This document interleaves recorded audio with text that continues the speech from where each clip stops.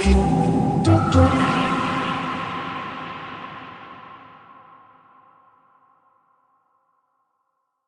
are listening to Love on the Line by Mcgarvey Black, narrated by Rebecca Lachance.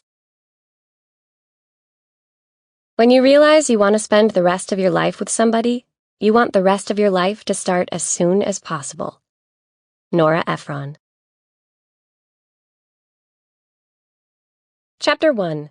Valentine's Day Eve, February 13th, 2017. Nervously twirling a strand of her shoulder-length golden hair, Callie Swan read a short story to a new writing group, unaware she would meet her soulmate before the day was over. Sitting around her in a circle, 9 stone-faced authors listened intently to the 29-year-old newcomer. As a form of self-preservation, Callie had devised a little test to determine the sincerity of a group, having tried several other groups whose members had demonstrated a level of competitive meanness. When Callie finished, she held her breath and waited for their comments. The leader of the group started by giving his blunt, unvarnished opinion of the piece Callie had just read. His comments contained nothing positive or constructive. With a fake smile plastered on her face, Callie bit the inside of her cheek. Other remarks were mixed, but leaned toward negative. For 15 minutes, the band of would-be authors who met every Friday morning in the basement of a Catholic church on the Lower East Side of Manhattan illuminated Callie on what was wrong with her writing. With each stinging review hurled at her like a lacrosse lob, Callie's body temperature rose and her back stiffened. "Anyone else?" she asked, smile frozen on her face. "Writing is hard work," said the leader, nodding patronizingly. "I know that," said Callie, maintaining a smile while stuffing papers into a tattered red Museum of Modern Art tote bag. She took several steps towards the exit before she turned around to address the small crowd. "By the way, that story I just read, the one you all trashed, it was written by Ernest Hemingway." Without making eye contact, Callie walked dramatically through the open metal fire door and pulled it closed quickly so it made a loud, vibrating sound. The room remained silent for several moments as the literary dust settled. "That was Hemingway?" said a red-headed woman named Corinne. "What the hell?" "We just slammed one of America's greatest authors?" said the leader, visibly embarrassed, frantically Googling Hemingway.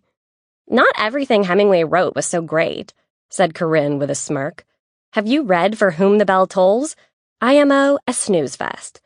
A collective groan sounded throughout the room. "Shut up, Corinne," said the leader, shaking his head.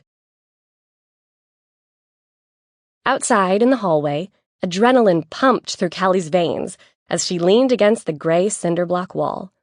Taking a deep breath, she wondered if she would ever find a group of simpatico writers who met her standards and were also nice. She climbed the stairs to the street and checked her phone for the time. It was almost 2 o'clock.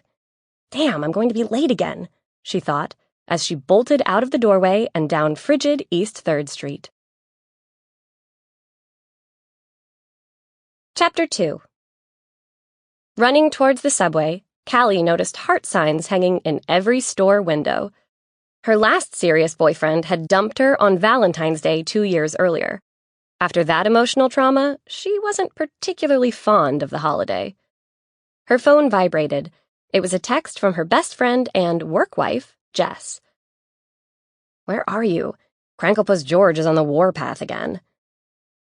With only 15 minutes left to get to work on time, Callie picked up her pace, taking long strides, alternating walking with running, and artfully dodging pedestrians on the sidewalk. Only last week, her boss, George Lewis, had called her into his office and talked to her about being chronically late. "It's bad for morale, Caledonia," George had said. He affected a quasi-British accent, even though he had been born in New Jersey. The only person besides her grandmother who called her Caledonia, George was either a well-preserved 62 or a 35-year-old who time had been woefully unkind to. Painfully thin, with thick, black utilitarian glasses and a receding hairline, George favored a regular work outfit that always included a bold, multicolored cardigan sweater, with an annoying habit of clearing his throat when he wanted. Sample complete. Ready to continue?